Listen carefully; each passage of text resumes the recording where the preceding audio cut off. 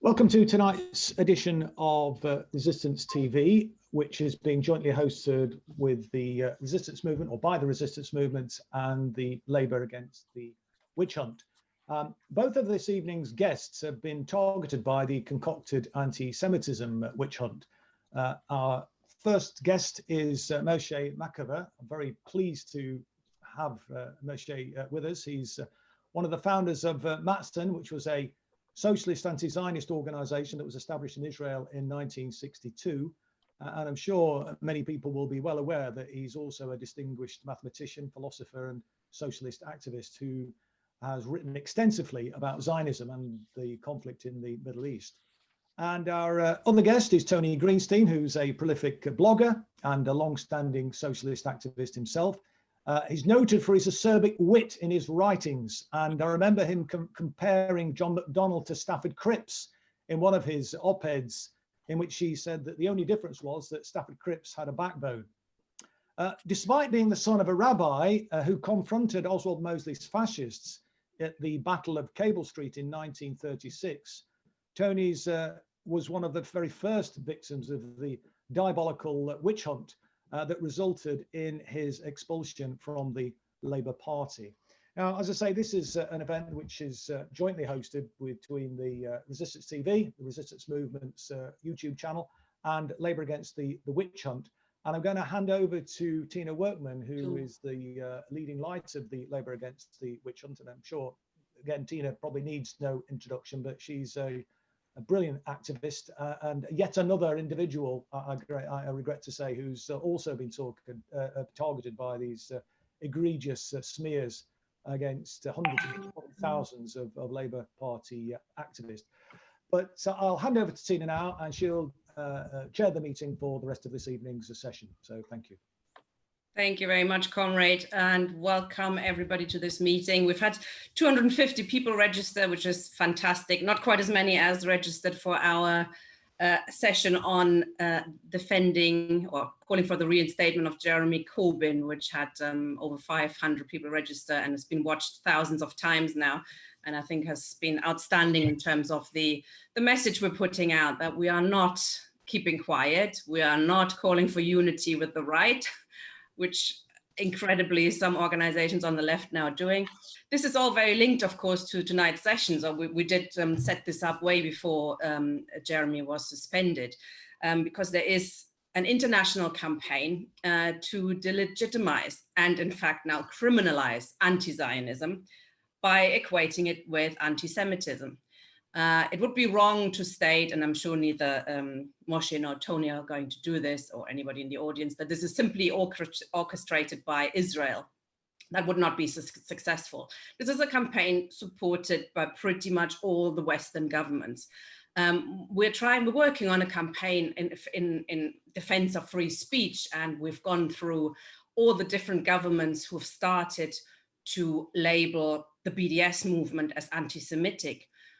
Which has just culminated actually in the US government proposing to label Oxfam and Amnesty International as anti-Semitic, which was, again, it's entirely inevitable. It's where this campaign has been leading for some time. It's an attack not just on pro-Palestinian demonstrators and protesters, it's an attack on the whole left, actually.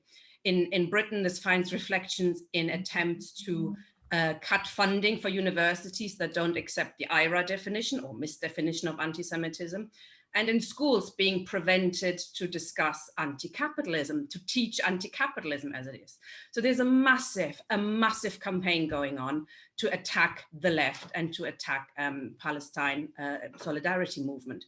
We have to, in order to fight back properly though, we need to understand what Zionism is. And why, we are anti-Zionists. We could argue, and I'm sure we get to that if you want to really fight racism, including anti-Semitism, in fact, you need to be an anti-Zionist. I think Moshe is going to speak first. Well, thank you very much. First of all, I want to say that the Labour Party leader made a commitment regarding what I regard not as a witch hunt, it is really a heresy hunt they don't burn us. They excommunicate us. So it is a heresy hunt. And what is typical of a heresy hunt is that those who deny the heresy of those who are excommunicated are accused of heresy themselves. And this has happened to two of my colleagues in this panel. Sir Keir has made a commitment to, I think, to the Board of Jewish Deputies that he will penalize people who share a platform with those excommunicated and accused by someone of anti-Semitism, of course, fake accusation, that he will also excommunicate those who share a platform with them. I have contempt for this commitment, and I'm happy to publicly break it. I'm proud to share a panel with Chris Williamson. It's the first time I have a sort of direct communication with him. I've long had a communication with Tony Greenstein. We have often disagreed, but the disagreement has been, I think, very fruitful. So now to the point. I would like to make it very, very elementary, very simple. I don't want to overload you with information and quotations. I just want to concentrate on the basics. That is to say, what is Zionism for beginners? But it is essential that you internalize this, that you really get the essence of what Zionism is before you start to have an attitude whether to oppose it or not to oppose it. This is up to your own moral set of values. So to begin with, Zionism is really a movement, and it is a movement with many strands. Of course, there are many factions within it, but they all share some core ideology and a core project. So I would like, first of all, to spell out what is the core ideology of Zionism and what is the core project of Zionism. Ideology has two essential ingredients, two essential articles of belief that are shared by all strands of Zionism. Number one is the totality of all Jews constitute a single nation or a national entity. This has been questioned and challenged by a lot of people, and initially mostly by Jews themselves. For example, as I think Tony mentioned, the Board of Jewish Deputies at the time of the Balfour Declaration rejected this idea vehemently. It is indeed a very questionable article of faith. The various Jewish communities around the world have only religion or their religious background, heritage, if you like, in common. Not all of them practice Judaism, but this is what they all have in common and nothing else. They don't have a common daily language. They don't have a common culture, secular culture. The only thing they have in common is religion. Moreover, in order to become a Jew, a non-Jew has to undergo a religious conversion. He has to go to a rabbi, he or she has to go to a rabbi and undergo conversion. This is both necessary and sufficient to become a Jew. Anybody who is not a Jew can become a Jew by religious conversion. And conversely, a Jew who becomes, let's say, a Muslim is no longer a Jew. Actually, the laws of Israel, the legal system of Israel is unique in actually defining who is a Jew. And cases have appeared before the Israeli court of people who were born Jewish but converted to other religions, and the court ruled that they cannot be considered Jewish. So this doesn't sound to me as a national entity. Usually, I mean, we think of a nation as a secular concept. In the modern sense, so, a secular concept, people of the same nation can be of various religions. People of the same religion can be of various nations. But Judaism is essentially a religion. The second article of faith of Zionist ideology is that this alleged nation has some right to possess the Holy Land, the land of Israel, as they call it, or Palestine, as most other people have come to call it. The arguments produced by for this claim are very dodgy.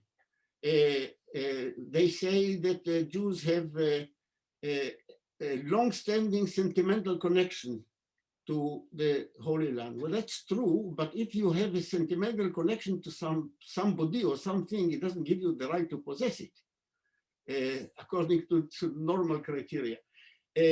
Or that very long ago, centuries and centuries ago, there were Jewish kingdoms in that part of the world. Well, yes, so there were Welsh kingdoms in various parts of England. That doesn't give the Welsh people the right to possess those parts of England. And so forth. The only argument that you cannot argue with is that God promised this land to the Jews. Well, you can't argue with God, but in order for this argument to be compelling, you have to believe in God, not only in a God, but in the God of that religion. But apparently, you know, it has been said that in order to be a Zionist, you don't have to believe in God, but you have to believe that God promised the land of Israel to the Jews. Well, this of course, is a paradoxical way of putting it. Okay, so these are the very questionable, essential ideological elements of Zionism. You cannot be a Zionist without believing in these two tenets, and if you oppose them, then you are anti-Zionist in the ideological sense.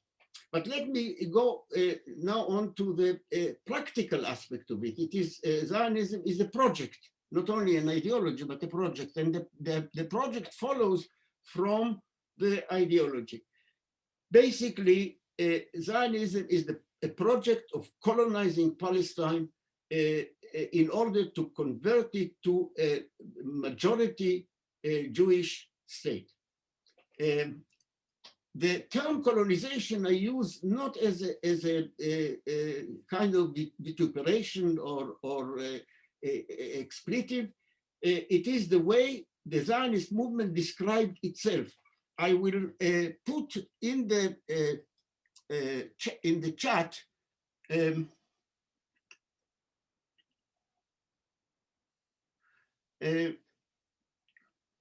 let me see. I would like to put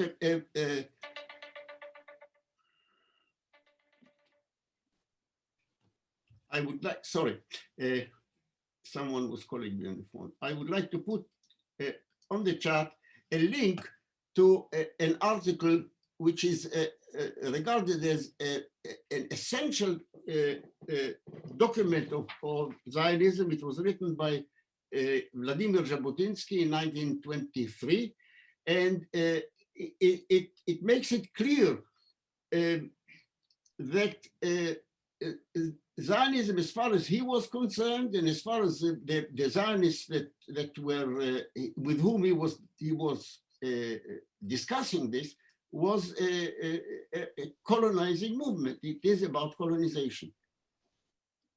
Here it is.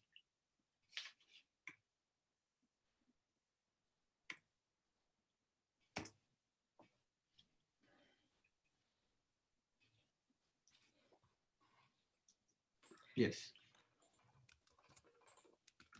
I think, yeah.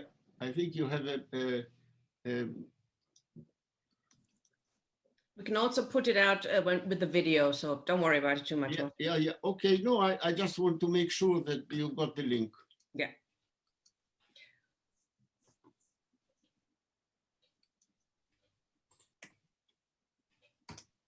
Okay.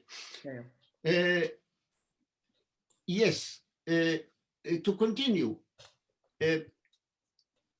to say that it is a colonizing project is not sufficient because there have been colonizations of various types, and it is very important to understand what type of colonization, Zionist colonization, it has been and continues to be. Unlike other types of colonization, it was not aimed at exploiting the labor power of the indigenous people. From the beginning, it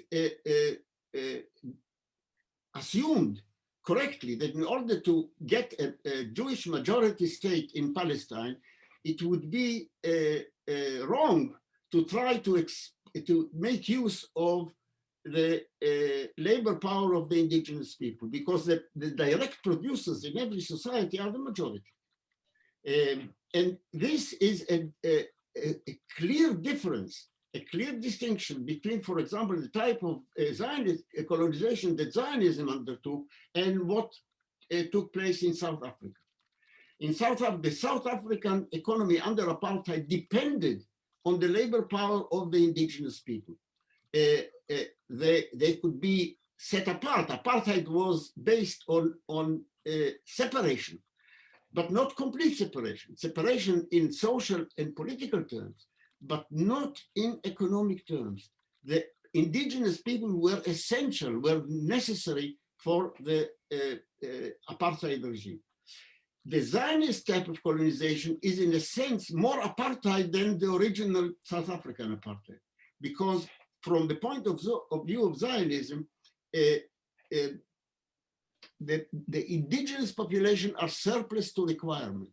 And Zionist colonization is therefore similar to other places where the colonizers did not make use of the labor power of the indigenous people, but were themselves direct producers. They displaced the indigenous population rather than try to expel them. This is essential to understand the nature of the project of Zionism and the Israeli state, which is both a product and an instrument of this project of colonization. So I would say that this is the basic thing that you have to understand about the Zionist project, that it is a project of colonization, and it is a project of colonization of the basic type that aims not to exploit the indigenous people as far as possible, but to displace them. And the type of racism that this project is accompanied with is typical of that type of colonization.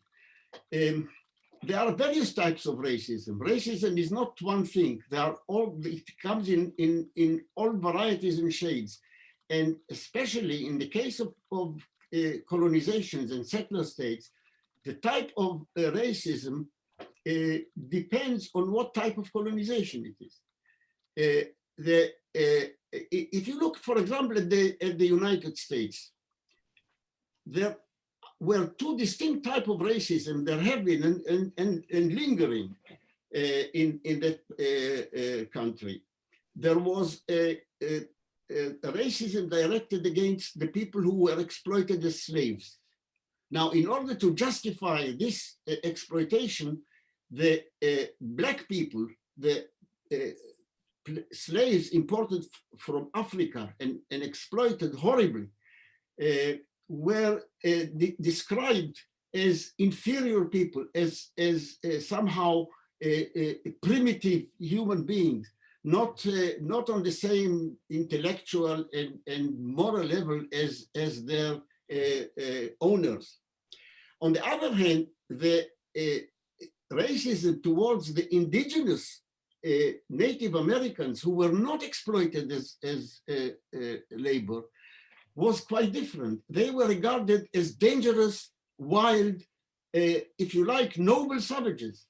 They were not, towards them, the kind of racism that was applied was not of the same kind as towards the exploited slaves. So you have to understand this in order to understand the type of racism that Zionist colonization is accompanying, because racism is normally an ideology and practice that serves to justify colonization, exploitation, wherever it exists, and other types of oppression. And therefore, I would say also, the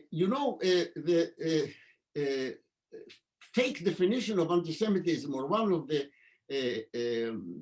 examples that is given accompanying it, forbids or defines as anti-Semitic any comparison of Zionist practices in the state of Israel, the laws of Israel and the practices with what was current in Nazi Germany. You're not allowed to make this comparison. Well, I think that this comparison is not anti-Semitic, it is simply not to the point. The true comparison is, I think we should make, is not between the laws and practices of Israel and that of Nazi Germany, but the practices of the Zionist regime of Israel with other colonialist enterprises of a similar nature. So you make the comparison. Is Zionist colonization, is the racist practices as bad as Britain's practices in Tasmania? No, no, they're not as bad. Zionism is less horrible than what the British did in Tasmania. Is it as bad as or as good as what happened in the relatively most benign case, that of New Zealand? No. Zionism is worse than the colonization of New Zealand. I think this is the kind of comparison that you should make. It is rather similar on the same level as the crimes committed by colonizers of North America against the indigenous Native American population. I think this is the kind of comparison that makes sense. Now,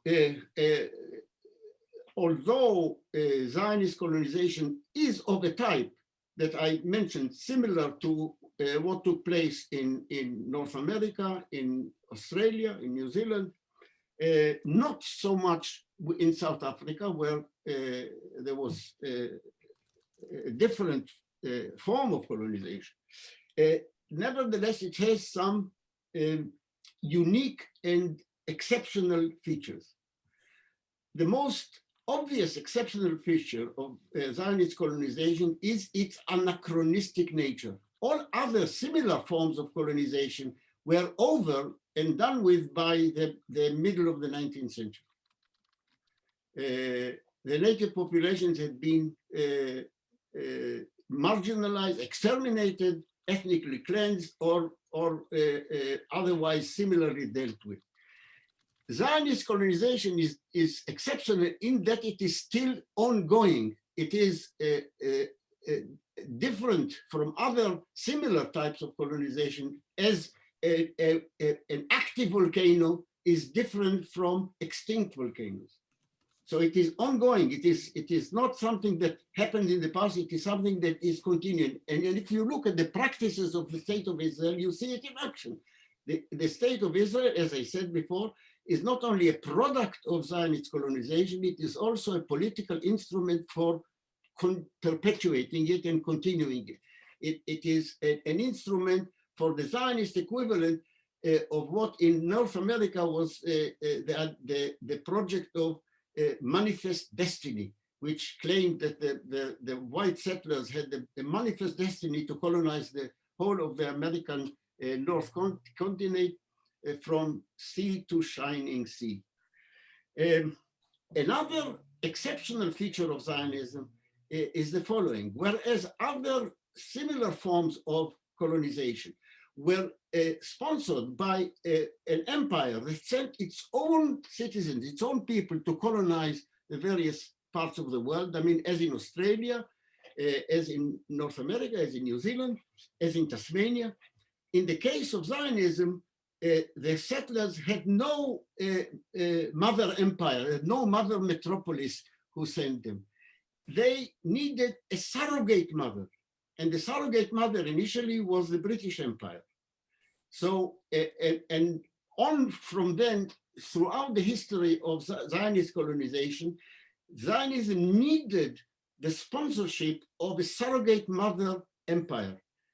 And it made a Faustian deal with all those empires, beginning with the British Empire, briefly with the French colonial empire, and latterly and currently with the American imperialism.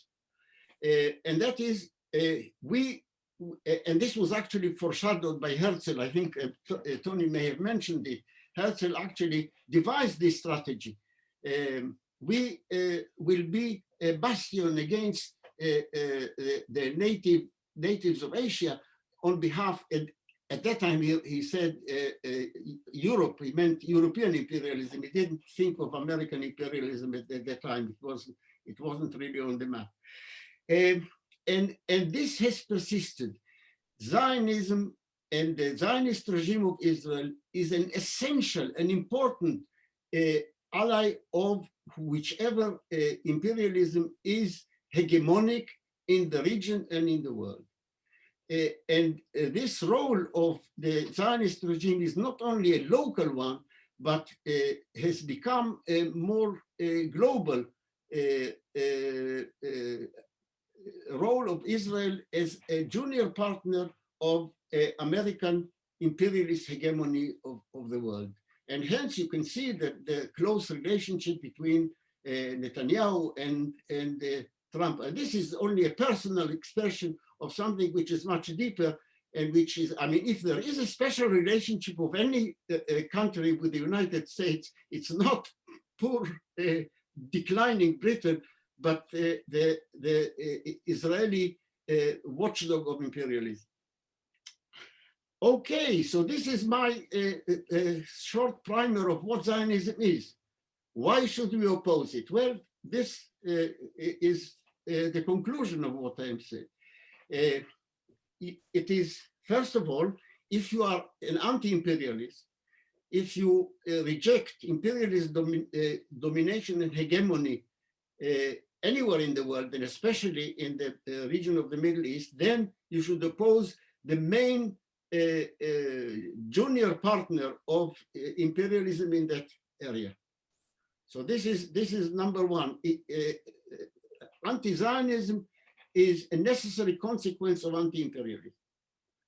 The second one reverts to the nature of Zionism itself, what it is not vis-a-vis the world, but what it is vis-a-vis its colonial victims.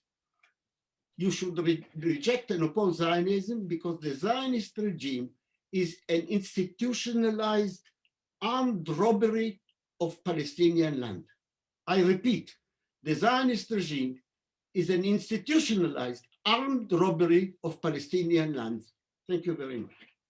Thank you very much, Moshe. I could imagine you might be hearing from an institution linked to the Labour Party soon, but I mean, exactly. If we don't fight back against attempts to rule out and delegitimize anti-Zionism, then there's a question mark over what we're doing in the labor movement, and wider than that. As Tina has said, this discussion does not take place in a vacuum. It's not a purely academic discussion. The question of Zionism has been raised consistently in the Labour Party, but in many ways in the worst possible way. Indeed, if you mention the word Zionist, you're almost certain to get it suspended, if not expelled, because Zionism and Jew are used interchangeably. And one of the points of this discussion and talk is to make a very clear separation between being Jewish and being a Zionist. And the question which arises is not only what is Zionism, but why make the emphasis on Zionism? It's Shami Chakrabarti in a report on racism and anti-Semitism in the Labour Party said, and I'm quoting, that surely it is better to use the modern universal language of human rights, be it of discrimination, segregation, occupation, or persecution. So why do we insist that Zionism is a useful category with which to understand what is happening in Palestine and Israel today? I would give this analogy. It's quite a simple one. In the case of apartheid in South Africa, would anyone say that we should solely have concentrated on people's human rights, the inevitable discrimination and so on, but not said anything about the system, the ideology of apartheid? I think most people would say that that is ridiculous, that you cannot separate the two. And so the same is true of the state of Israel. That Zionism is the ideology which underpins everything that takes place in it. So the segregation, the fact that people live in separate spheres by and large, that education is separate, but also the very concepts that are used in Israel, the idea of redeeming the land, redemption, which in essence means that once Zionist organizations acquired that land, it was never to be released, or Arabs were never to be allowed access to that land. So there are a whole number of racist and apartheid ideas which are bound up in Zionism itself. And the second thing about Zionism is it isn't a Jewish ideology. There is this belief that being Zionist and being Jewish are interchangeable. In the words of the chief rabbi, you would no more separate off the city of London from Britain than you would Zionism from being Jewish. But of course, that is not correct. The first Zionists were not Jewish, they were Christians. I mean, going back to Cromwell, 300 years or so. But in the 19th century, Zionism became a very fashionable ideology, not amongst Jews. When Zionism arose amongst Jews, it was met with fierce hostility. But amongst Christian imperialists, Lord Shaftesbury, Lord Palmerston, George Eliot with her novel Daniel Deronda, Disraeli, there were many others, Napoleon, Ernest Laharan, the secretary to Napoleon III. They were all Zionists, and the reason why was quite simple, that if you wanted a settler state near or adjacent to the Suez Canal, the strategic route then to India, then having a Jewish state with the biblical justification was very useful. But Zionism itself amongst Jewish people really did not take off till around 1880, 1881, after the assassination of Alexander II, the Tsar of Russia. And a consequence of that assassination was a wave of pogroms beginning in Odessa in 1881. And this is really when Zionism took off, because Zionism was a reaction, and there's no doubt that Zionism was a reaction to anti-Semitism, but it was not the typical reaction, which was to form, in many places, self-defense squads to fight off the pogromists. On the contrary, Zionism from the very start accepted the basic argument of the anti-Semites, which was basically that Jews were a separate nation. They could not assimilate or integrate into the nations amongst whom they lived. And it was better off that the country was better off if they were no longer part of it. And the Zionists accepted that. And this was not unique amongst all oppressed peoples. The same happened in the United States with Marcus Garvey and the Back to Africa movement. The racists said, you're different. And the victims, or some of them, said, yes, we are different. We can't live together. And what we need to do is to form a separate state. In the case of Garvey, I mean, he went so far as to establish links with the Ku Klux Klan. And I read recently a statement that he said of the KKK that they had lynched racial pride into the Negro. So, I mean, these ideas were fairly common. Zionism was amongst it. And if I could quote from Jacob Klatskin, who was an early Zionist, he edited the Zionist newspaper Die Welt at 1909 to 11, and he was a co-founder of the Encyclopedia Judaica. He said, if we do not admit the rightfulness of anti-Semitism, we deny the rightfulness of our own nationalism. Instead, and I go on, instead of establishing societies for defense against the anti-Semites who want to reduce our rights, we should establish societies for defense against our friends who desire to defend our rights. So that's in many ways symbolized the attitude of Zionism. The founder of political Zionism was a man called Theodore Herzl. And Theodore Herzl adopted very much the same. He was a Viennese journalist and he was their correspondent in Paris. And he founded the World Zionist Organization, or the Zionist Organization, at a congress in Basel in 1897. And there's a quite interesting story. The first Congress was supposed to be in Munich, in Germany. The only problem is that the local Jewish population rose up in protest and demanded that it be moved. They said, this is a form of anti-Semitism. You want us to go, and that's why you're holding this Congress here. Well, I could give another, amongst many examples, when Theodore Herzl, he traveled around Europe trying to win over the ruling classes in various countries to the ideas of Zionism, that the Jews should move to Palestine. And he met the Pope, he met Victor Emmanuel, the King of Hungary, he met the Kaiser of Germany, and he also met, amongst others, the Grand Duke of Baden, who was the uncle of the Kaiser. And he was discussing it, and the Grand Duke of Baden said to him that, I fully support you, I just have one reservation. If I come out publicly in your support, people will accuse me of anti-Semitism. And that was the feeling at the time. If you supported Zionism, then you were an anti-Semite because you wanted to be rid of the Jews. And that's, I think, interesting when it comes to the Labour Party today, when the argument is that if you oppose Zionism, if you have anything critical to say about Israel, then you must be anti-Semitic. Historically, it was the case that if you were a supporter of Zionism, then the chances are you were also anti-Semitic. And enough, actually, if you look at that today, that is still the same. If you look at who are the best friends of Zionism today, Viktor Orban, the Prime Minister of Hungary, who won a general election on the basis of a campaign against George Soros, the world Jewish financier who was pulling the strings, or Donald Trump. The ideas that he put together, he won an election in 2016 using a whole number of anti-Semitic tropes, including 3 Jewish bankers on a famous poster with a Star of David attached to them. More recently, he told at the Hanukkah celebration to Jews in the White House that Israel was your country, and he's repeated that consistently. That Jews should be loyal to Israel because that is their real home. Indeed, when he was telling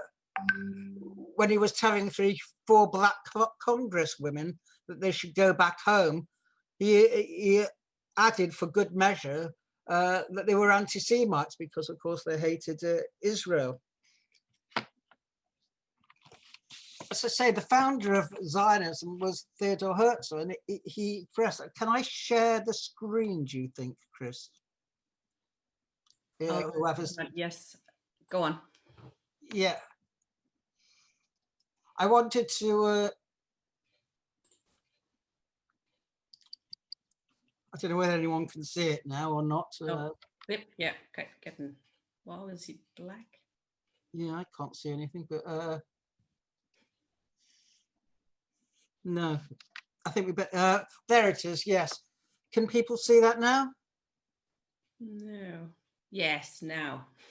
Okay, this is an extract from the complete diaries of Theodore Herzl, and there are 4 volumes of them. And this is on page 6. And he said, in Paris, then, I gained a freer attitude towards anti-Semitism. Let me put this in context. This was at the time, was written at the time of the Dreyfus affair. It was the major anti-Semitic incident, if you like, affair in Europe. It lasted, what, nearly 10 years between the conviction and the eventual acquittal of Dreyfus. And what was the conclusion of Herzl, who I say was a correspondent for a Viennese newspaper? In Paris, then, I gained a freer attitude towards anti-Semitism, which I now began to understand historically and make allowances for. Above all, I recognized the emptiness and futility of attempts to combat anti-Semitism. And that is one of the main things, that Zionism starts from the belief that you cannot actually fight anti-Semitism. You have to accept it because it's inherent in every non-Jew, in every Gentile. And in Britain, Sir Samuel Montague, who was the MP for Whitechapel, 1885 to 1900, who was one of the leaders of the Anglo-Jewish community, argued or put forward, and I say it's as true today as it was then, that is it not a suspicious fact that those who have no love for the Jews and those who are pronounced anti-Semites all seem to welcome the Zionist proposals and aspirations? And of course, that is true, that almost invariably, if someone is an anti-Semite, there will be a Zionist, because what better way of being rid of your unwanted Jews than sending them to Israel? I want to concentrate, and Tina, can you give me some notice, 5 minutes notice of when my time is up, as it were? Sure, another 10 minutes. Another 10 minutes, okay, fine. Well, one of the aspects of Zionism which I want to touch on is its attitude to emancipation. Zionism represented a rejection of Jewish emancipation. If you remember, the first country which emancipated the Jews was France in the French Revolution in 1789. A very famous saying from, I think it was Count Stanislas de Tonnerre, I can never pronounce it, when he said, "To the Jews as a nation, nothing, but to the Jews as individuals, everything." And Zionism rejected that, and it rejected that for a very simple reason, that it saw that once the gates of emancipation, once emancipation had opened the gates of the ghetto, once the Jews became free to mix and to assimilate, they would disappear as a nation. And Zionism, above all, is a movement of Jewish supremacy that sees as the ultimate goal the establishment of a Jewish racial state. Emancipation was a direct threat to it. And that's why Zionists forever saw in anti-Semitism something that was good. I mean, I'll give you a few quotes, starting with Theodore Herzl, because he was the major figure. And I'll give you 3 quotes. He said, "Anti-Semitism probably contains the divine will to good." Why? Because it forces us to close ranks, unites us through pressure, and through our unity will make us free. And he also said of it, "It will not harm the Jews." That's anti-Semitism, mind you. "I consider it to be a movement useful to the Jewish character. It represents the education of a group by the masses. Education is accomplished by hard knocks." And that can be found in his founding pamphlet called The Jewish State, or Der Judenstaat. And he also went on to say, "We ought to be thankful to our oppressors that they closed the gates of assimilation to us and took care that our people were concentrated and not dispersed." And that was the attitude. And that was not only the attitude of Herzl to the anti-Semites. And if I had more time, I would explain that Herzl, as I say, traveled around Europe. One of his last journeys was to the Russian, the ministers of the Russian Tsar, Count von Plehve and Count von Wiet. Plehve had organized the Black Hundreds, a group of anti-Semites, a gang of anti-Semites, who had perpetrated many a massacre, including the famous Kishinev pogrom in 1903, sorry. 3 months later, Herzl was meeting with von Plehve in Russia, promising that the Zionist movement would do nothing to criticize the Tsarist government in exchange for their support. So what happened in Russia, when any revolutionary, any socialist, any liberal organization was outlawed, the Zionist movement almost alone was legalized. And when Herzl started trying to convert or persuade von Plehve, he said, "You do not need to preach to me. You are preaching to a convert." And the Jewish revolutionaries, the Bund, which was a large Jewish organization at the time in Russia, was absolutely outraged, as were most Jewish workers, because Herzl was parleying with a person who was the most hated symbol of all. But that was in the early part of this century. But of course, people say to each other, well, the Jews have always wanted to go to Palestine. Zionism has been integral to being Jewish throughout the centuries. And all I have to say is that's absolutely nonsense. In fact, Palestine, because there was nothing to stop Jews going to Palestine, they didn't need a passport, there were no borders, people could quite freely emigrate. When the Jews of Russia responded to the pogroms by emigration, and between the middle of the 19th century and the First World War, approximately 2.5 million Jews emigrated. Where did they emigrate? Not to Palestine, but to the United States. And some of them stopped off at Britain and got no further, 150,000 or so. Probably 1% at best went to move to Palestine. So that just goes to show that given the choice, Jews will go anywhere but Israel today or Palestine. The idea that it's somehow the natural home of anyone who is Jewish is an anti-Semitic concept above all. But the Zionists, I mean, I don't have time, of course, to go into the history of the Zionist relationship during the 1930s with the Nazis. It's clearly a controversial topic. Just to say this, there was nothing different in the Zionist reaction to the rise of the Nazis and Hitler than their reaction to anti-Semitism historically. It was on a par. Of course, they didn't foresee the Holocaust. One won't lay that at their feet. But their reaction, for instance, in opposition to the boycott of Nazi Germany, whereas the Jewish masses overwhelmingly, that included the Zionist rank and file, supported a boycott of Nazi Germany.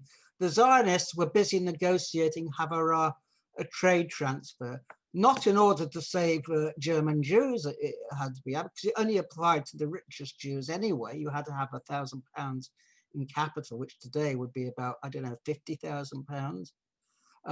But because Palestine was operating a policy called selectivity, so only a few Jews could go there anyway. The attitude of Zionists at the time to the rise of the Nazis was actually that it was an extremely good thing. And I'll just quote two people. One was Emil Ludwig, who was a world famous biographer, who expressed the general attitude of the Zionist movement when he said, "Hitler will be forgotten in a few years, but it will have a beautiful monument in Palestine. You know, the coming of the Nazis was rather a welcome thing. So many of our German Jews were caught in the treacherous current between the silo of assimilation, the charabodis of a nodding acquaintance with Jewish things.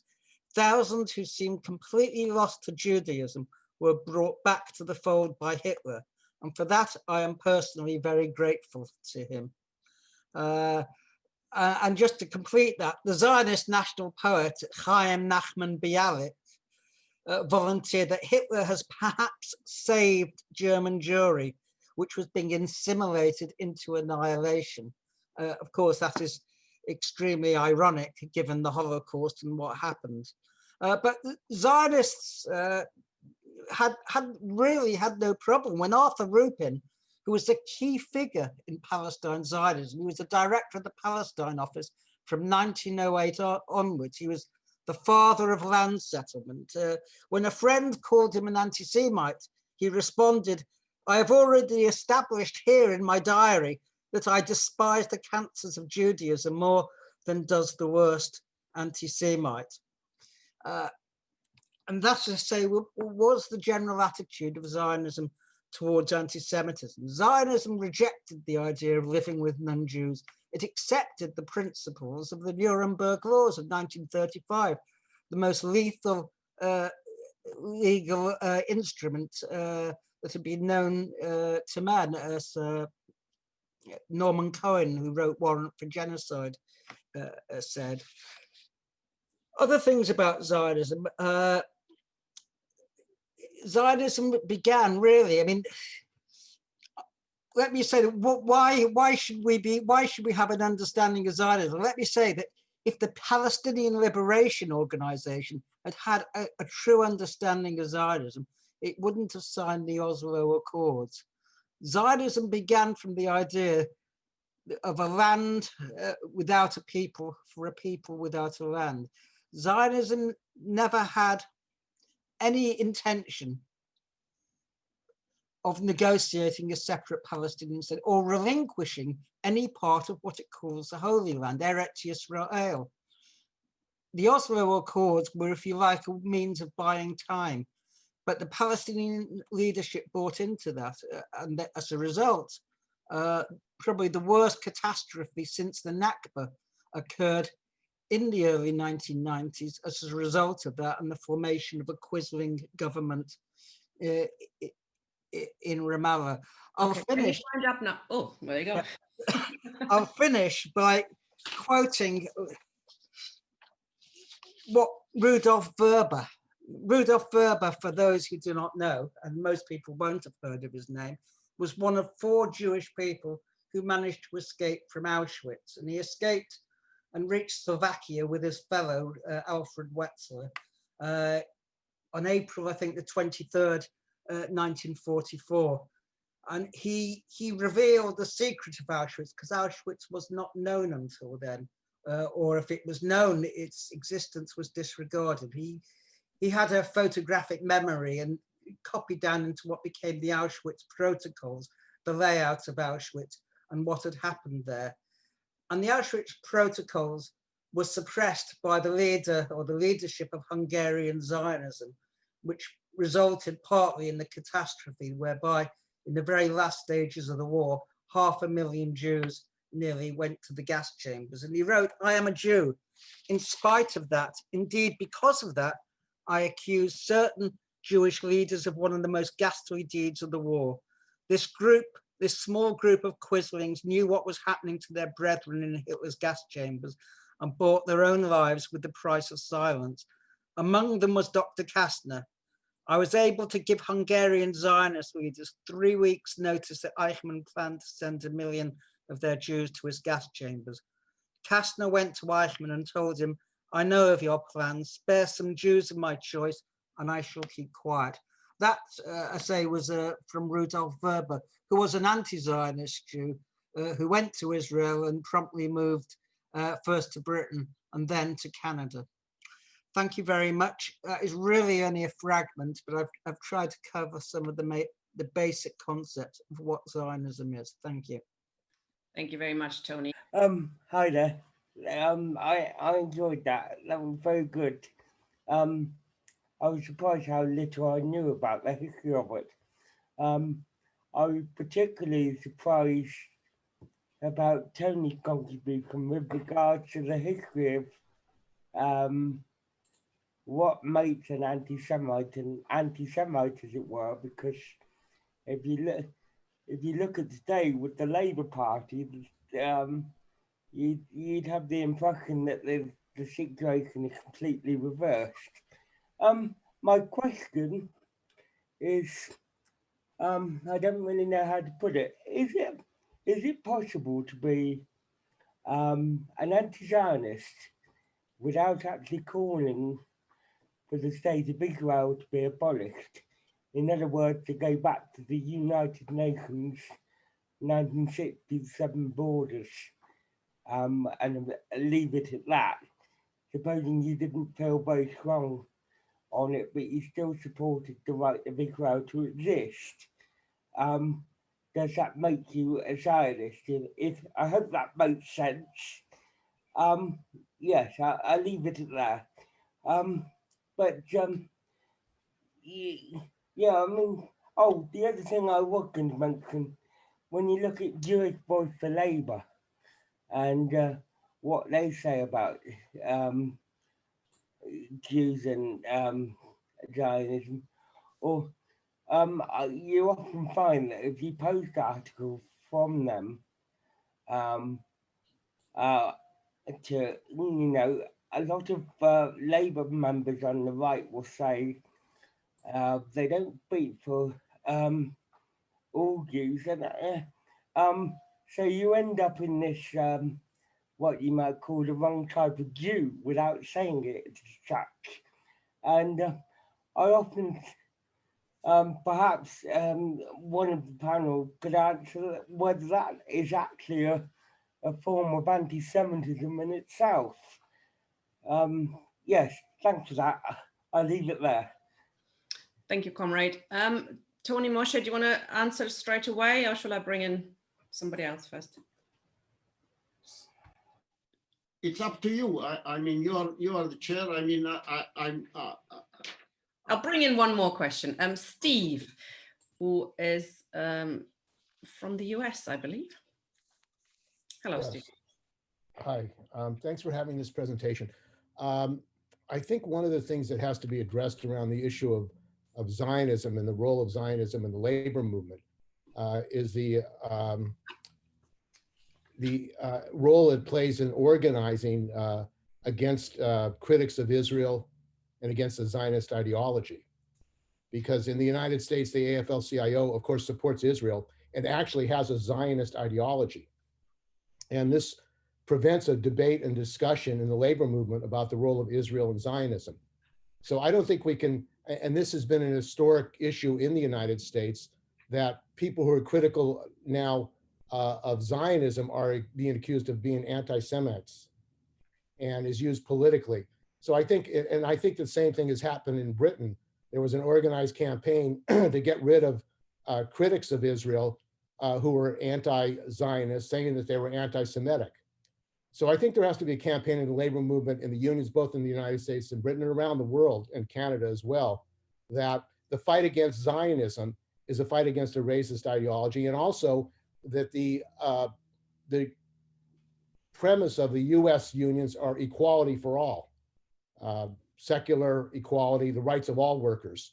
And the reality is when you support a Zionist regime, you're supporting a discrimination against non-Jews, of course, Palestinians. So I think there has to be a kind of a political campaign internationally around those issues in the working class, in the labor movement, ideologically. Thank you, Steve. Totally agree, which is why Labour Against the Witchhunt is also involved in trying to set up an international campaigner to defend free speech. We'll get in touch with you about this, because this is a part of an attack that is going on other issues as well. And it's in all countries. And I'm hoping maybe the panelists could touch on that when they come back, where this renewed attempt, because it's a relatively new modern attempt to delegitimize criticizing Zionism, and I believe, as Moshe has been saying before, is linked to the war on Iraq. And when Germany, for example, wouldn't follow suit very well and opposed going to war, and we had a movement called the Anti-Deutsche, which is a very unpleasant movement, which started to label any criticism of Israel as anti-Semitic, and that has spread. I thought they were just really strange, but that has spread very much across other countries as well. And the labeling of the BDS movement as anti-Semitic, etc., comes from that as well. So Moshe wants to answer some of these. Yes, I would like to answer 3 questions, two of which were voiced here on Zoom, and the other one was on questions, on the questions and answers panel. Does anti-Zionism imply opposition to the state of Israel as such? I think, you know, this is akin to the trap question. Are you against the right of Israel to exist? And if you're an anti-Zionist, they expect you to either fumble or give the wrong answer. Well, in my view, no state has a right to exist as such. I mean, the right to exist is a human right. And it is not about for me, not about the existence of the state of Israel, but about the Zionist regime. What I and my comrades have been advocating for the last many decades, since the organization that I helped to found, Matzpen, was founded in 1962, almost since the very beginning, what we advocated was the overthrow of the Zionist regime. So it is not just that we are against the present Israeli government. It is not, on the other hand, that we are against the right of the state of Israel to exist as some exception. We are against any right of any state to exist. It is not something God-given.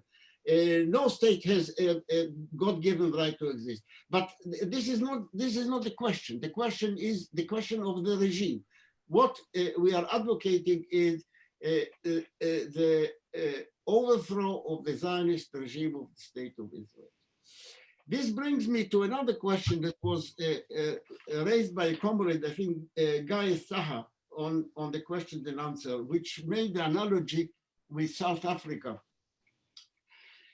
I'm afraid the comparison is not very optimistic for people like us who are against the Zionist colonization enterprise.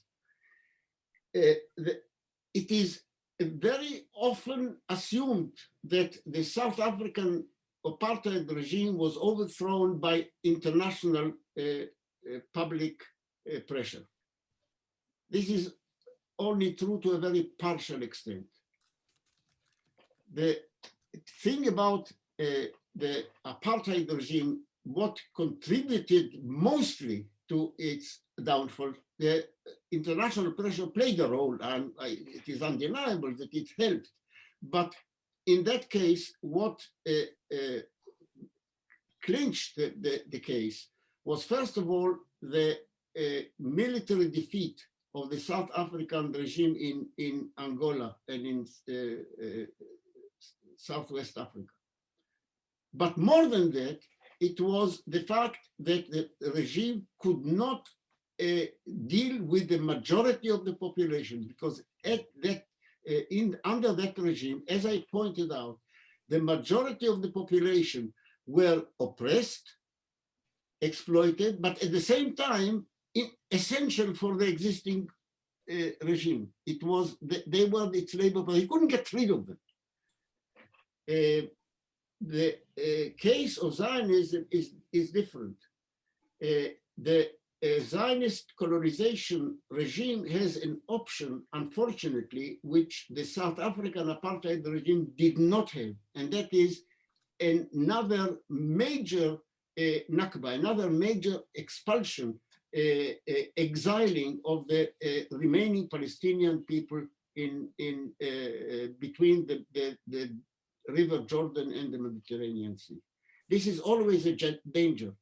And so I think what we should mobilize public opinion for is to be ready and prepared to oppose that impending danger, because it is clear that the Zionist regime did not ever seriously accept the idea of two states. This was a deception. It is interested in one state under Zionist control, but there it has a problem of the at least half of the population being non-Jewish, being mainly Arab. And the resolution of that contradiction from the point of view of the Zionist regime is to use any possible opportunity, any opportune hour, as it is called in Zionist discourse, to get rid of as many Palestinians as possible. I think we should be prepared for this to be attempted whenever there is an international crisis. I'm not speaking purely in a speculative form. There are known plans, not least by a previous Israeli Prime Minister, Ariel Sharon, and the existing one, the present one, Benjamin Netanyahu, of getting rid, actually expelling a major part of the Palestinian population. So this is the kind of mobilization that we should be seriously engaged in, to mobilize public opinion against the danger of another major expulsion of the Palestinian people. Finally, it is true, as a comrade Steve has pointed out from the United States, that Zionism serves to mobilize the working class and generally public opinion in support of imperialism. And this is really the secret of what this huge campaign against, the Labour Party, against Jeremy Corbyn, and against those who supported him, on the false accusations of anti-Semitism. It is a mistake to suppose that this is purely the work of the Israel advocacy groups, the so-called pro-Israel lobby, such as We Stand by Israel, the Jewish labor movement, which is committed to advocate for Israel, and Board of Deputies of British Jews, which is constitutionally committed to advocate for Israel. It is not purely they who are responsible for this campaign. They provide the theme. I mean, if they didn't participate in accusations of anti-Semitism, nobody would take it seriously.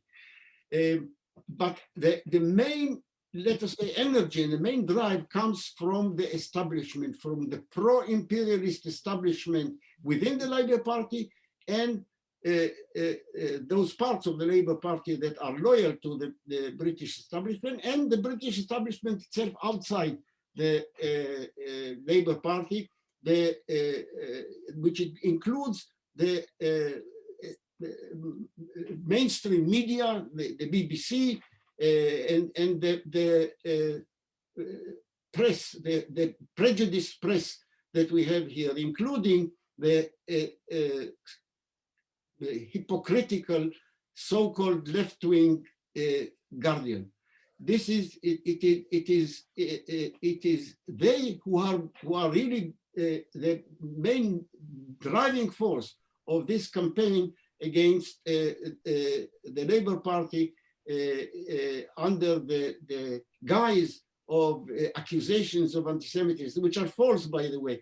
The way you can see that they are false and really exaggerated is that they don't give any quantification. They don't tell this. They make the impression that the Labour Party is riddled with anti-Semitism. However defined, it's badly defined, by the way. But the question is not only of the definition, it's also quantification.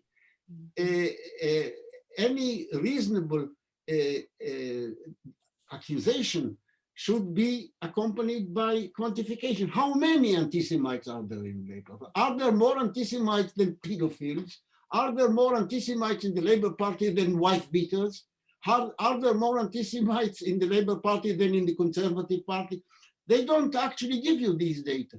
I mean, are there 100 anti-Semites or 100,000? They avoid this question, and this is a hallmark of a false accusation. if it doesn't give you, if it makes vague accusation without actually quantifying it, that is a hallmark of a lie. Right, yeah. Thank you very much, Moshe, quite right. John McDonnell just Yeah. said the other day at a rally that it doesn't matter how many cases there were, what mattered is how bad the Jewish people felt, which he's next for the chop anyway, so that's another matter. Tony. Yes, John McDonnell is beyond hope, I think. We just have to really have pity for him. But if I can follow up from what Moshe said, I think one of the most surprising and striking things about the anti-Semitism witch hunt is that there are actually no victims of this anti-Semitism. The Labour Party is overridden with anti-Semitism. There are anti-Semites everywhere, but the only victim that I know of anti-Semitism, if anyone watched the BBC Panorama, is Labour anti-Semitic. The only victim was the person who came on first. You remember Ella Rose, who, if there was any justice in this world, she would be nominated for an Oscar for her performance, which was truly magnificent. But apart from that, there are no victims. And the same with the Equality Human Rights Commission's report. It accuses two people, Pam Bromley and Ken Livingstone, of being guilty of harassment. But it's a very strange legal definition of harassment, which actually doesn't have a named victim. It's simply a generic quality. In reality, of course, the anti-Semitism witch hunt is not about anti-Semitism. In fact, I'll go further. It's based on the idea that all Jews support Zionism, and therefore, if you're anti-Zionist, you're anti-Semitic. Well, that in itself is a racist anti-Semitic idea. So the witch hunt is actually inevitably, inherently racist. And it's no wonder that not only Jewish people, but of course, many Black and many Muslim people are the victims of it. But we also just, I think you have to look, if you're sensible, when has the right of the Labour Party ever been bothered about racism? When has Tom Watson ran the by-election campaign in 2004 in Birmingham Hodge Hill. The campaign consisted of demonizing asylum seekers and saying that the Liberal Democrats were soft on asylum seekers. I mean, this is the man who defended the racist Labour MP Phil Willis in 2010, who had run an election campaign based on making the white folks angry. You might remember the High Court removed him for lying from the House of Parliament, and Tom Watson wrote how upset he'd lost sleep apparently over this case. I mean, the idea that these right wingers are concerned about anti-Semitism really is for the birds.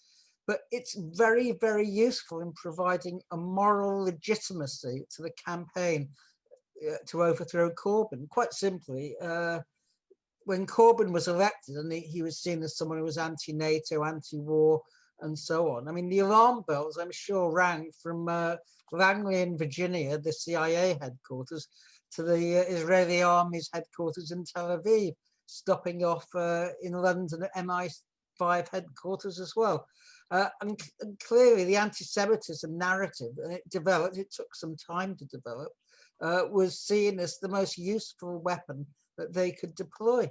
And really that is what it is. So we learned that 25 Jewish people were currently suspended or under investigation. I mean, what kind of campaign against anti-Semitism is it that targets, to a large extent, Jewish people? It's a nonsense because, of course, we are the wrong sort of Jews.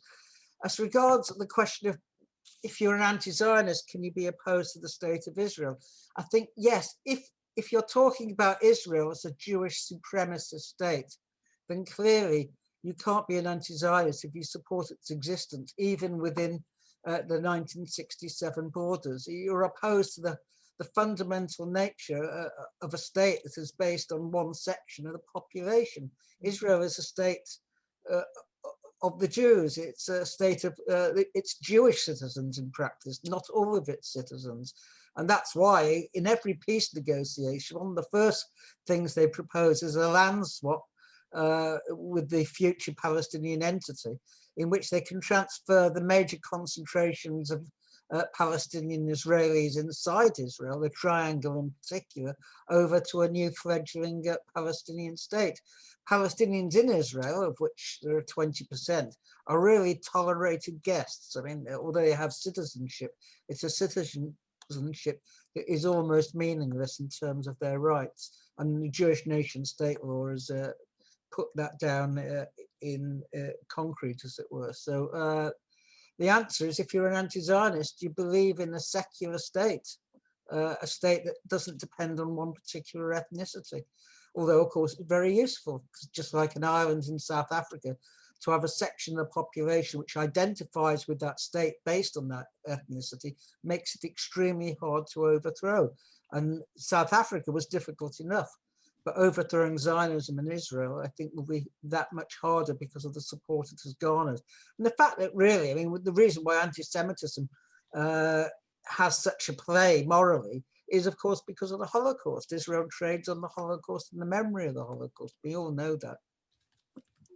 Thanks. Thank you very much, Tony.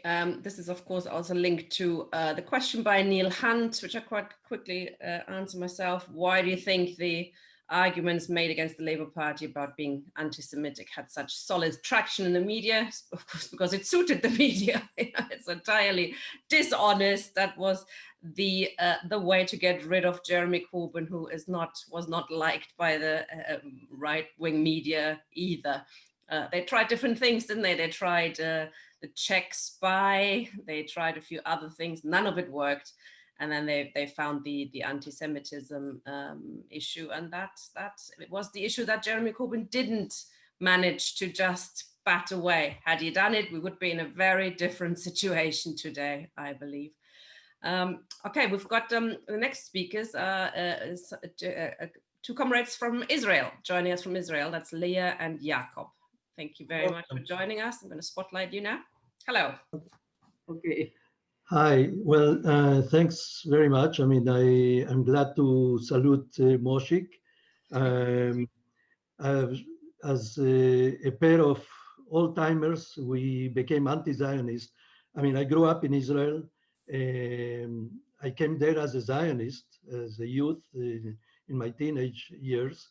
But I became an anti-Zionist before the '67 war. Thanks to him, Thanks to Moshe, where we met at Jabral's house in Haifa.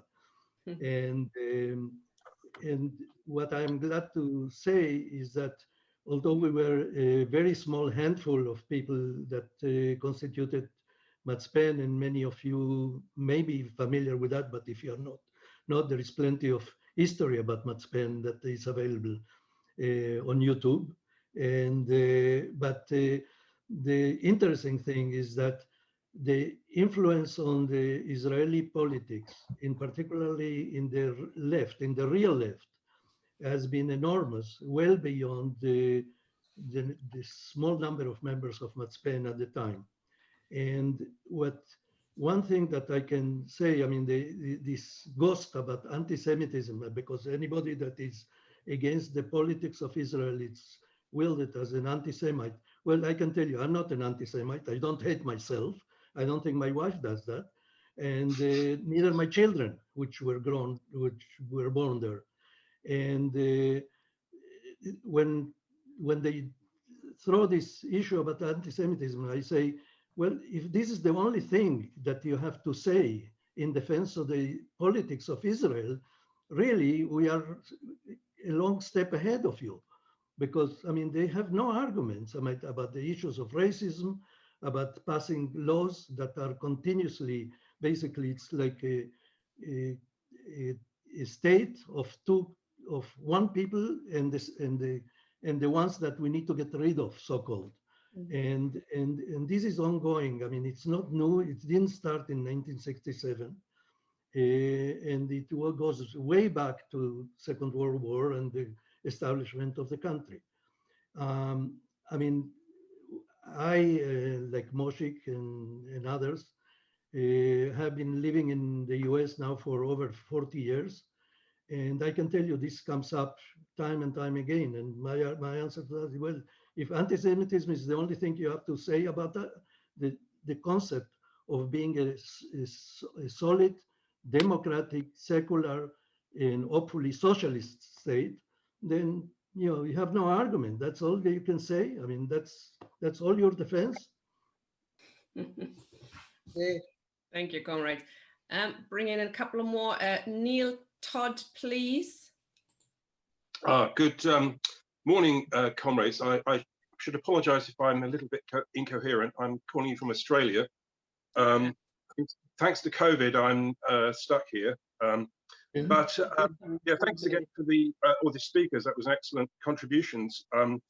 I have a long-standing interest in the issue. My father served in Palestine at the end of the British Mandate, and actually in the Haifa Volunteers. He was one of the very last to leave Haifa, and was, of course, a witness to the ethnic cleansing of Haifa and many other atrocities that were carried out by the Zionist terrorist gangs that were carrying out the ethnic cleansing. But I could go on about that for a long time, but my question really is a practical one. Back in the UK, like many others, I was a victim of the witch hunt. One of the items of evidence that I received in my questioning document was a warning that I made to comrades some months ago, actually a couple of years ago, of infiltration within the Labour Party of, I call them David Collier style Zionist trollers. I think everyone knows who the kind of people I'm talking about. And some of these individuals, and this is in the West Country, are pretty unpleasant people. They're basically fanatical Zionists, and they're linked to all the people you expect: David Collier, Jonathan Hoffman, and many other unpleasant far-right individuals. My approach to dealing with them myself has been to basically a bit like how one would deal with fascists, because that, as far as I see practically, that's what they are. They, going back to the days when I was in anti-fascist action in the 1980s and so on, and my approach has been to them is basically to name and shame and publicize them, to show their links to these other far-right people. So yeah, I would like to hear from the panelists, some practical questions about combating Zionism now for today, combating these really unpleasant individuals who, pride themselves in trolling other people publicly and smearing them with, claims of anti-Semitism. So over to you. Thank you. Thank you, Neil. Also have if Tony and Moshe could continue to look at the Q&A, because there's just too many to read them all out. All right, yeah. One question perhaps is, it seems there's more and more young people opposing Zionism in Israel and going on the streets and etc. Is that of a qualitative nature that could make a real difference? That's one question. Okay, but if you could look what Steve is now asking as well, and then perhaps answer some of these questions on screen. Thank you. Hello, Steve.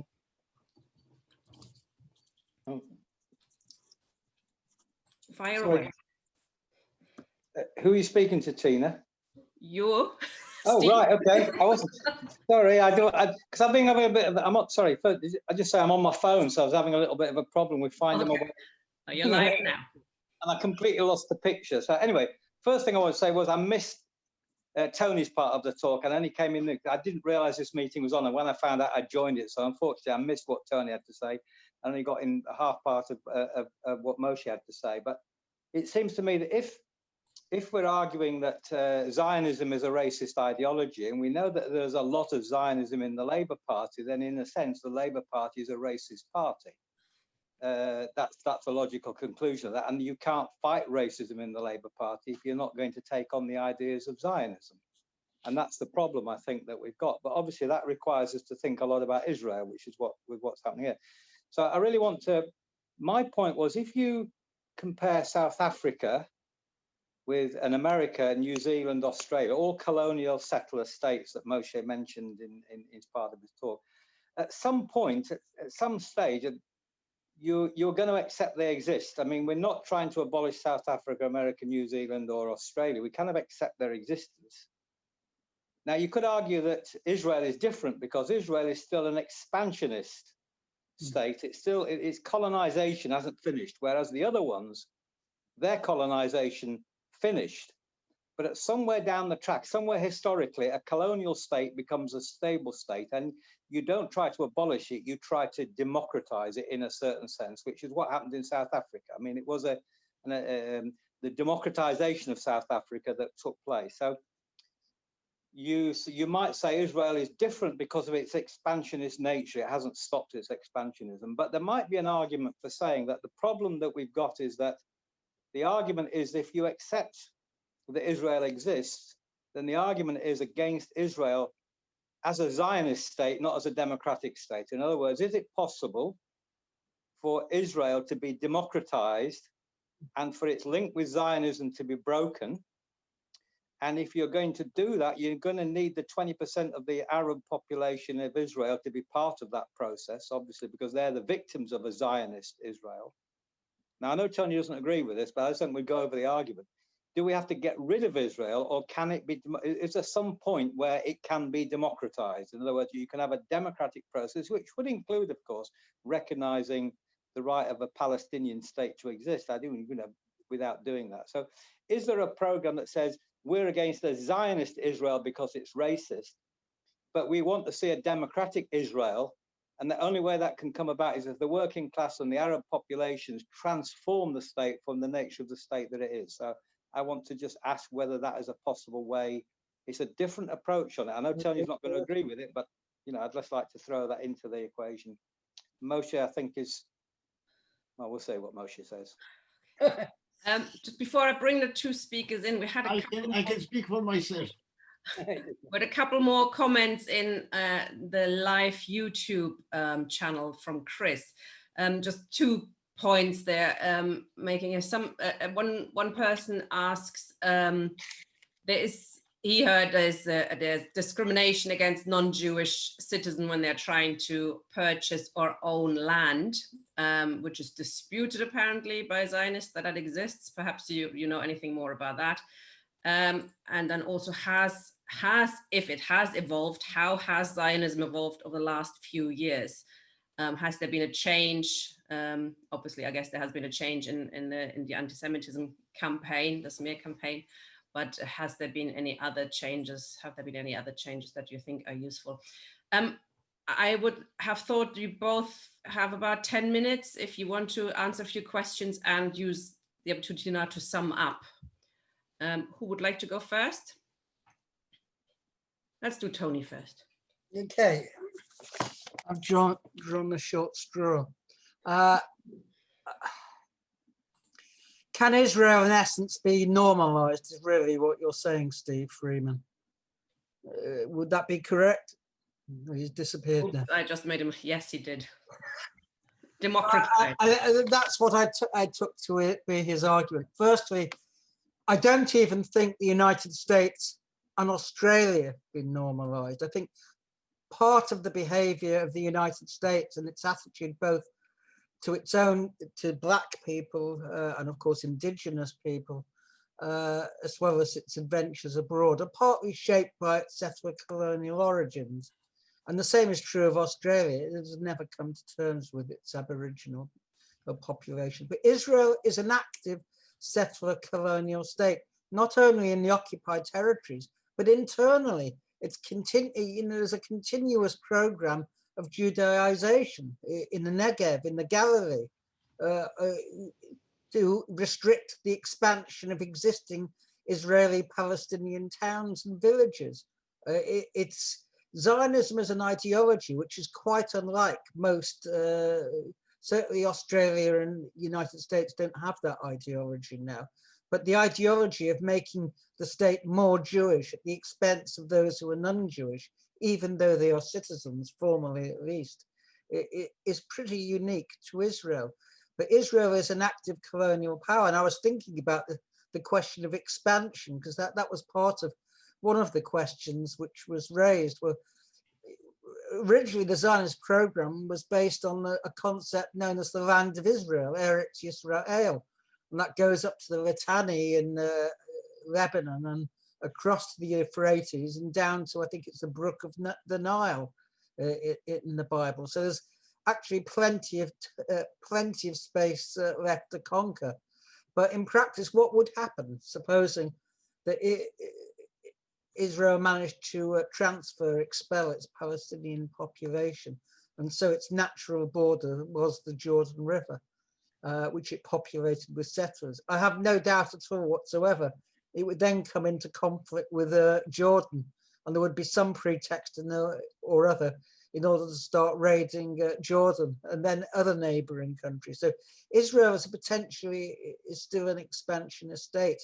It's not a state which I think will ever be normalized because of its situation in the Middle East as much as anything else. The question is how you overthrow the Zionist regime.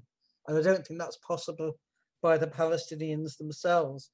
Other questions, one was I'm having a look at the questions and answers, Tom O'Connor. Do the panelists draw similarities between Israel, the whites in South Africa during apartheid, and unionists in Northern Ireland? Undoubtedly so. The development of the British Mandate from about 1922 onwards almost paralleled the developments in Northern Ireland. And it was Ronald Storr, the first military governor of Jerusalem, who said that the Zionist settlement was a little Royal Ulster in a sea of hostile pan-Arabism.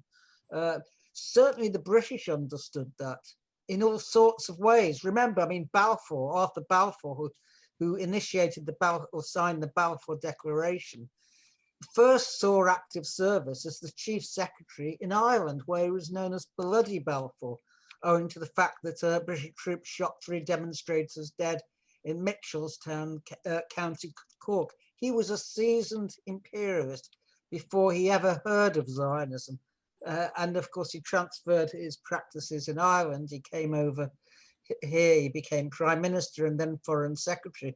And to him, certainly, the Zionist settlement was a continuation of the Irish plantation in a way.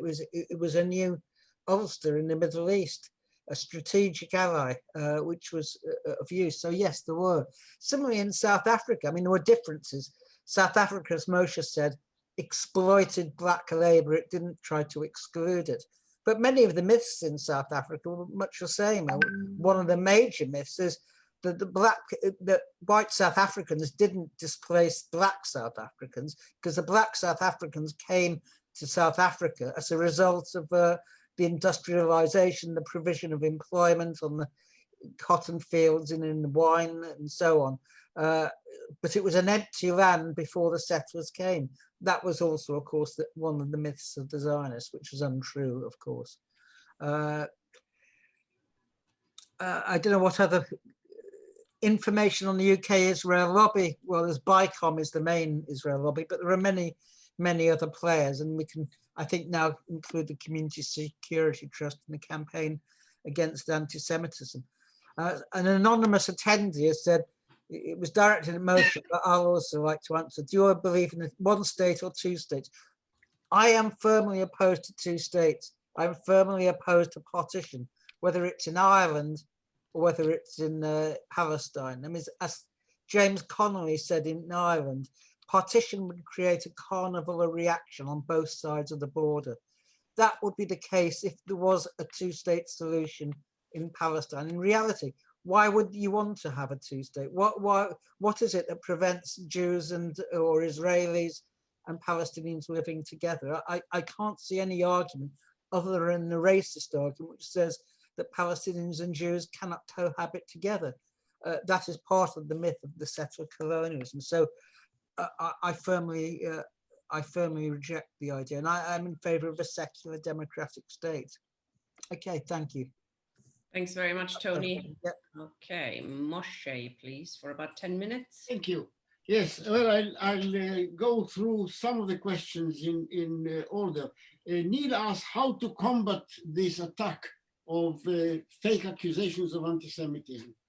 Well, I said so, years ago, and I published an article under the title, "Don't Apologize, Attack." Mm-hmm. I think it is a cardinal strategic mistake to try to apologize. Yes, there is anti-Semitism. Of course, you know, there are pedophiliacs in the Labour Party. But if the Labour Party has been accused of being rife with pedophilia, then you know that it is a fake accusation. It is not, it is not serious. There is no, there are no numbers attached to this, as I pointed out before. So don't apologize, attack. Is there a radicalization in Israel? I want to mention something that most people who don't follow the Israeli press are not aware of. Since the middle of July, there has been a enormous huge wave of demonstrations in Israel. You hear about demonstrations in Kazakhstan, you hear about demonstrations in Tajikistan, you hear demonstrations in the Ukraine, you hear about what is it, Thailand, but there seems to be an embargo about news which Israelis feel as the biggest wave of demonstrations. They've been persistent and huge. They try to suppress this wave of demonstration because of the corona crisis, but all they manage is to make, instead of one huge demonstration, the peak was 10,000 people, a lot of small demonstrations. Unfortunately, I mean, they are not left-wing as such. I mean, let us say, what can be described as the left of Israeli politics has not become stronger in this demonstration, nor have they become weaker. If anything, they signal some drift from the Likud of Netanyahu to more right-wing parties. But the thrust of these demonstrations is against the huge corruption that has been revealed and the ineptitude of the regime to deal with the corona crisis. This is not reported at all. There is a conspiracy of silence in the British press about this. They report from Israel, they report all sorts of trivialities. They report little gossip things, but they don't report about this, something that Israelis sense as an enormous wave of demonstration, the most important since the great Siemens strike in the early 1950s. Can Israel change? I don't think this is possible in the short term. I think Tony is too pessimistic in intimating that it can never change. I don't think, never is I think too strong. It cannot change in the short term, and let me tell you why. There are few laws in history, but one of the actual laws of history is that wherever there is a colonization of the type that Zionism represents, that is to say, colonization based on the labor power of the settlers themselves, a new nation comes into existence. There is an Australian nation, an American nation, etc., etc. There is also an Israeli Hebrew nation, as I would call it, because this is what it used to call itself until shortly after 1948, and it is characterized by its everyday language, which is unique to us. It is the Hebrew language. This nation has its own working class. As Tony rightly said, the working class in Israel does not support the overthrow of the Zionist regime at the moment. It is an exploited class, but it has a privilege as an exploited class of a privileged nation. I think that without the participation of this working class, Zionism cannot be overthrown. But at the moment, and in the near future, there is no reason for this working class to overthrow the Zionist regime and lose its privilege of being part of a privileged nation without changing its status as an exploited class. This is not, I mean, so from an exploited class with national privilege, it would become an exploited class without national privilege. This is no deal that the Israeli working class is likely to make. The only context in which the Zionist regime can be overthrown, and it can only be overthrown by its own people, by the working class, majority of which is Hebrew, in the context of a socialist transformation of the region. This is not likely to happen anytime soon, but we are socialists. We believe in world socialism and in particular in socialism in the region of the Middle East, of the Arab East. In this situation, the Israeli working class, the Hebrew working class, can be offered a deal of exchanging its status as an exploited class of a privileged nation and becoming part of the ruling class of a socialist region and give up its national privileges. This is a deal that can become attractive. It is this context, I think, that a resolution of the problem can occur. I think the two-state solution was from the beginning a deception. A one-state solution without a socialist change is impossible. What the only one-state solution in the foreseeable future is the one-state solution in Zionist terms, which means expulsion of a huge number of additional Palestinians. There is a possibility of integrating the both national groups that exist now in Israel, the Hebrew nation and the Palestinian Arab part of the Arab nation, in a socialist union or federation of the region. This is not going to happen anytime soon. And in this respect, I think Tony is right, but it's not right, in my view, in saying it is never going to happen. It's like saying socialism is never going to happen. And in this case, what are we doing here? Very well summed up. I was thinking that there's a rule of history that nothing stays the same. Everything is in flux, and it all depends on our forces as well. So next steps, we would urge you to if you want to, join Labour Against the Witchhunt. Chris will, of course, urge you, if he was here, he would urge you to join Resistance TV, Resistance Movement. We have a conference planned, and there will be news of that on December the 12th. We're hoping a conference on free speech on Israel-Palestine, which deals with the IRA misdefinition of anti-Semitism, as well as the EHRC report and questions of, as we discussed them today, how to fight back against the witch hunt. Thank you all for joining us this evening. There's been over 150 people in this meeting, with another 40 or 50 people watching online on our Facebook channel, and many more on Chris Williams. It will be recorded. It's been recorded, hasn't it? It's been recorded. We're putting this out tomorrow as a video as well. Thank you so much for coming, everybody. And we hope we've all learned something tonight. I certainly have. See you soon. Bye-bye. Thank you very much.